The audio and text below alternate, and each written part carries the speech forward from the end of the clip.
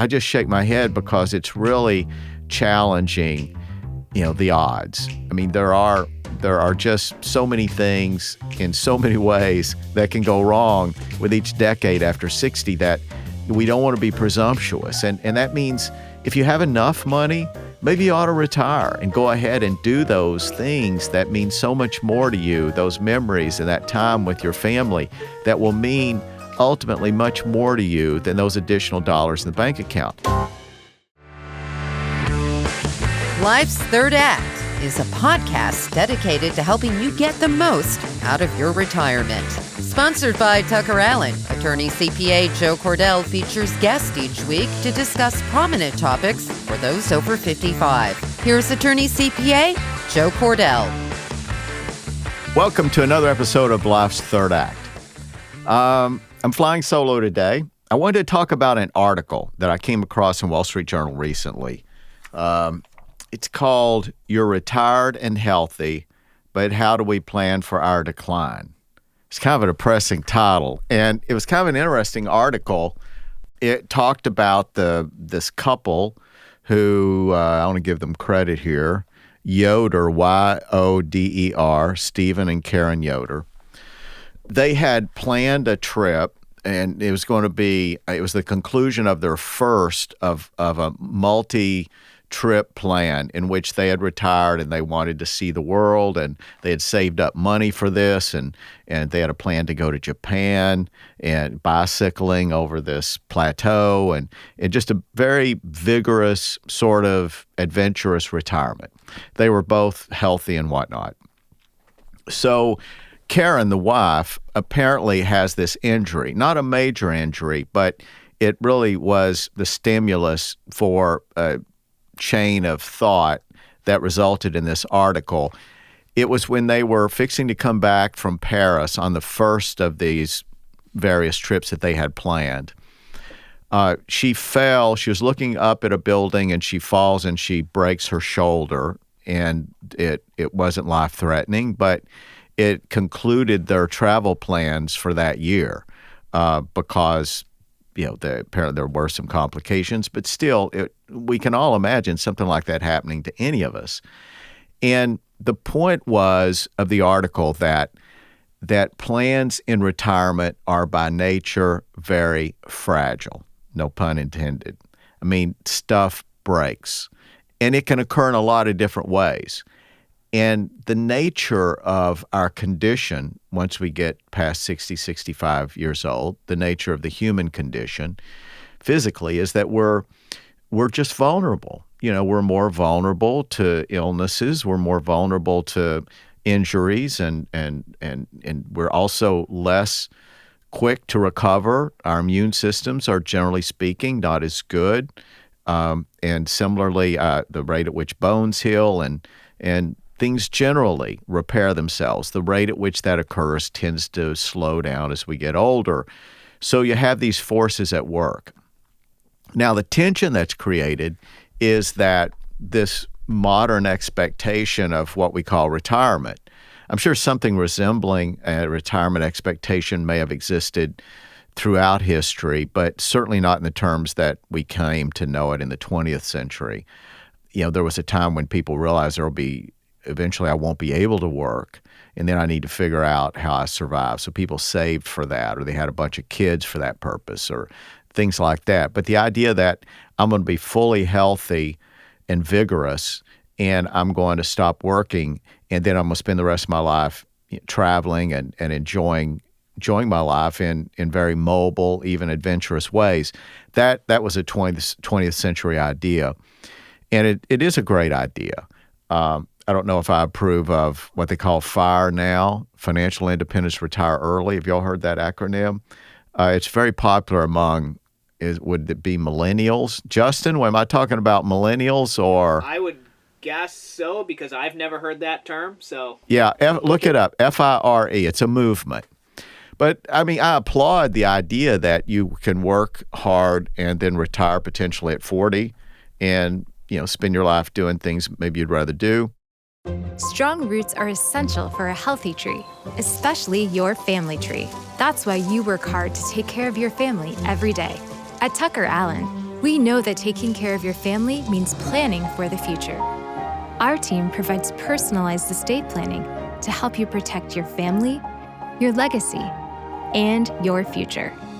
From wills and trusts to long-term care and estate planning, count on Tucker Allen, personalized estate planning made simple. So traditional retirement is a tension because on the one hand, you have this vulnerability I described, and on the other hand, you have this great expectation that has, lingered in your mind for decades, perhaps, for which you've planned and saved. You've made sacrifices. Many people have. You've contributed to a pension plan, all with the intention of doing the things that you perhaps couldn't do or you postponed doing while you were working. And you really were it sustained you for decades, this idea that I'm going to someday be able to stop doing this, and hereafter I have all these great plans, and here they are. Some of us are not quite that methodical about our planning, but even if we're not so explicit, we still nurture this expectation. We still have in our head these places we want to go. What was really impressive about this couple, this article, is that they actually had this planned out in concrete terms, which was a little optimistic, but the point's well taken that judging from their health at the time and their vigor and mobility and whatnot, they thought, well, why can't we do these things? So the tension that I wanted to talk about in today's show is the tension between, on the one hand, that we are very vulnerable and it's the nature of our condition when we get older. And then on the other hand, simultaneously, we have this expectation that these are going to be our best years. And often that includes substantial degree of mobility, whether it's travel, whether it's adventure activity, whatever it might be. Usually the plan is not to be sedentary, entirely at least. So that's a tension. And it's not talked about enough. I mean, there is that aphorism that many of you have heard. When you first retire, it's the go-go years, and then the next phase is the slow-go years, and the third phase is the no-go years. We've talked about this on this show before. That's not true for everybody. Some people, it's go-go until they come to a point, they have a heart attack, hopefully in their 90s, and that's it. So their functionality curve is not kind of a downward sloping curve such as this. Instead, it's a straight line, and then it just drops off like a cliff. That's ideal. That's the way we would all like it to occur, assuming it occurs at an old age. But we know statistically we can't count on that. Statistically, it's more likely to be some fairly significant slope in that curve as opposed to that drop-off at some point. Now, let's talk about the drop-off that might occur in a very sudden way where you're fully mobile one day and you're not the next day. I mean, the classic example of that is people who have heart attacks and strokes and die. That, of course, has to be considered when we talk about this vulnerability that we have as humans after age 60. So I want to talk a little bit about how we think about it. I don't have any clear answers to this, neither did this article, quite frankly, but it did stimulate thought. And I think it's appropriate, particularly as an estate planning lawyer, and Tucker Allen, I know, to some extent discusses plans with clients about, what do you want to do in your retirement? And often that can have an impact on how you structure your estate plan. But today I want to speak a little more generically. I mean, I think that we have to begin by recognizing that the possibility exists that we won't be able to do all those things we want to do. That's the starting point. If you don't have a plan B, if you've not allowed for any other scenario, then it can be a blow, and you can perhaps feel cheated because you place so much expectation on this list, some people call it a bucket list, but whatever you want to call it, you've placed such high expectations on it that when suddenly that list is not attainable, then you may feel that your life is suddenly diminished in some substantial way. And I think a better way to think about retirement is to build in this expectation that I'm going to have, we'll say this period of 3 stages. And maybe you won't, but you know that at least it's coming and this is your plan. So what would life look like if you were suddenly not quite as mobile, if you were not quite as physically able? What would happiness consist of for you then? I think you should have that list, and that list should exist alongside the list that you prepare that relates to, your highest and best hopes. This Plan B, quite frankly, should not be something that requires, from your perspective, the idea that you're surrendering to a great extent the meaningful life you intended, because I think that betrays something deeper in terms of priorities and values. I mean, satisfaction or happiness should not be contingent on your being in a particular place. It shouldn't be contingent upon your ability to do adventurous things. Yeah, there is some fundamental things we want to be able to do, very fundamental things, like get from, this room to that room.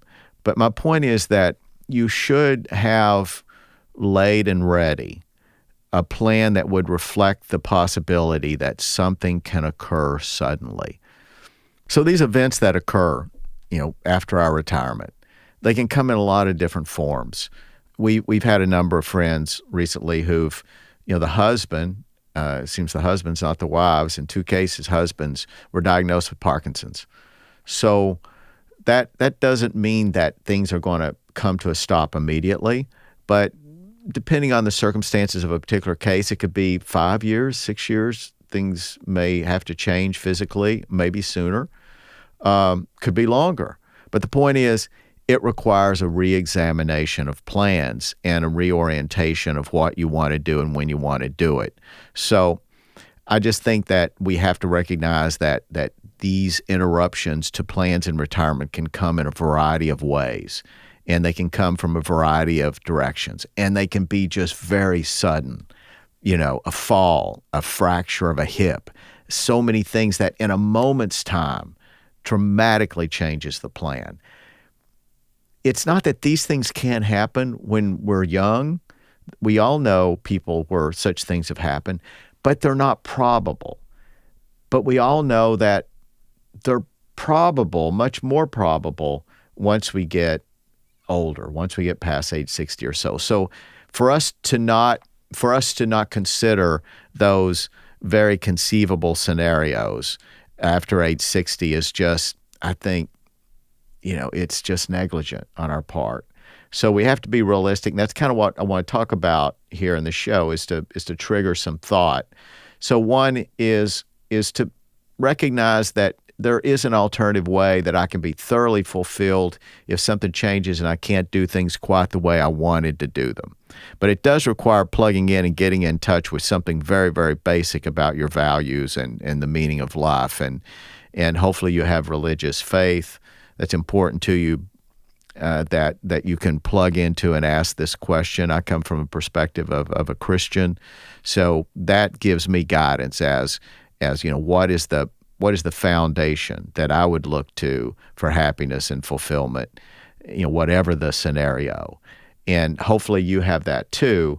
So I would suggest that you establish that frame of mind now if you don't already have it, so that if some of these surprises come out of left field, the other disruptive, you're not happy about it initially, at least. But the point is, you can deal with it. It doesn't blow your world away. Now, another thing that I would say in recognition of this tension we've talked about in the show is that I would front-end load your trip with the things that, you really, really, really want to do. And that means, if you want to walk across Africa, which I knew somebody did that, if you want to do safari, for example, if you want to trek, across France, I mean, these are all things that you can do, and you can have a wonderful time and probably get them done if you put them at the front of the line and you go ahead and put the money necessary into those things to do it then.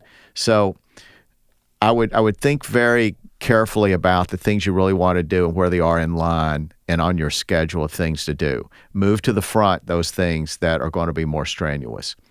Another thing that I'd say is, and I've said this to our friends too, don't just keep working because you think, well, I'll have more money for those days later on.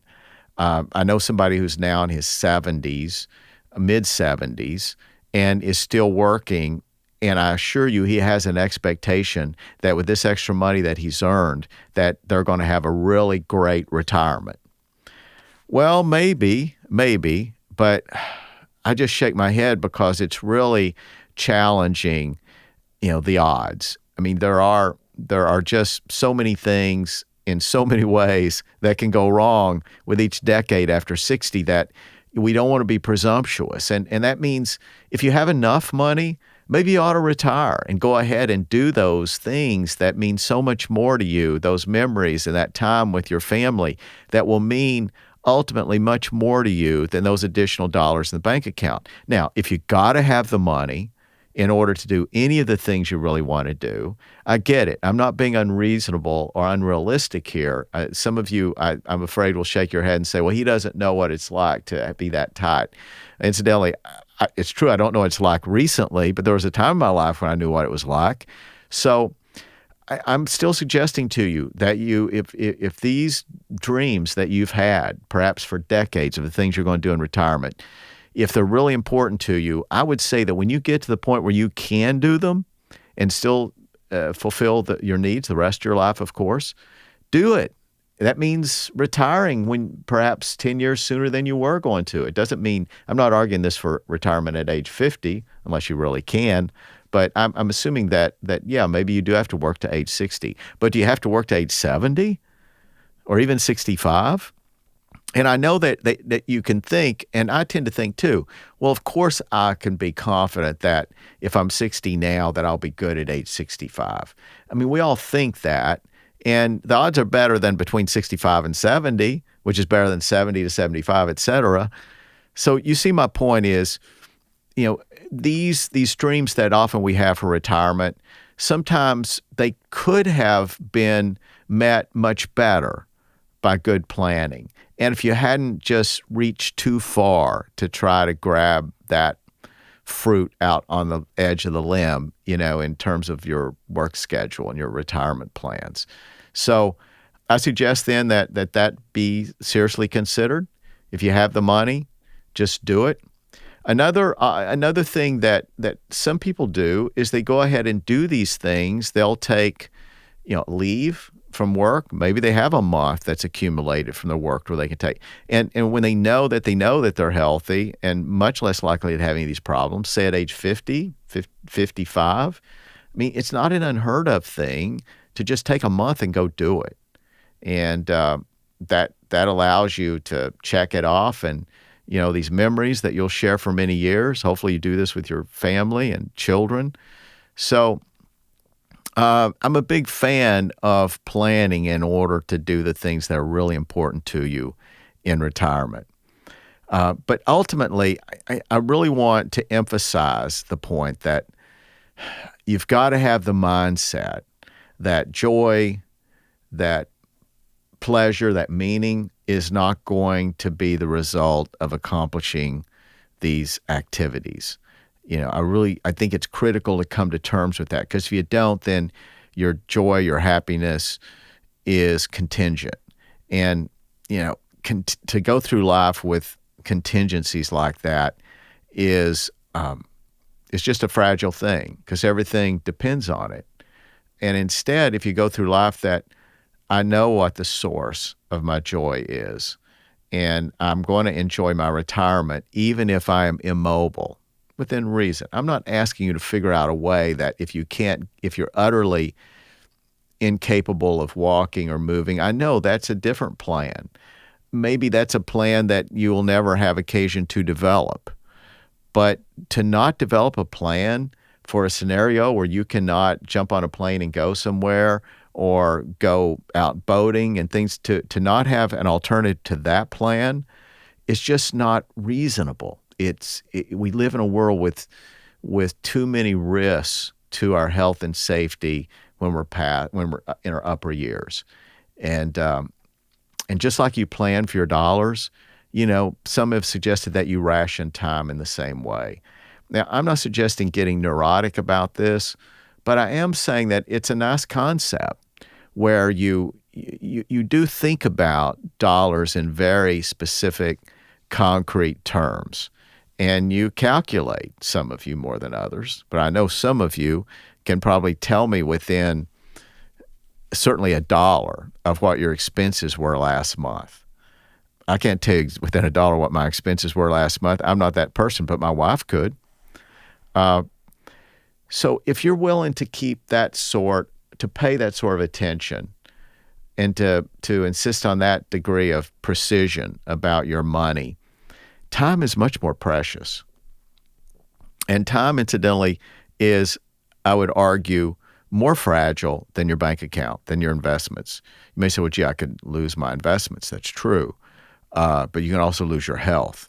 And I think that probably when you think about which is more valuable to you, and you think about the fact that as you age, you need both. You need money and you need health, which means time. And why would you not ration both?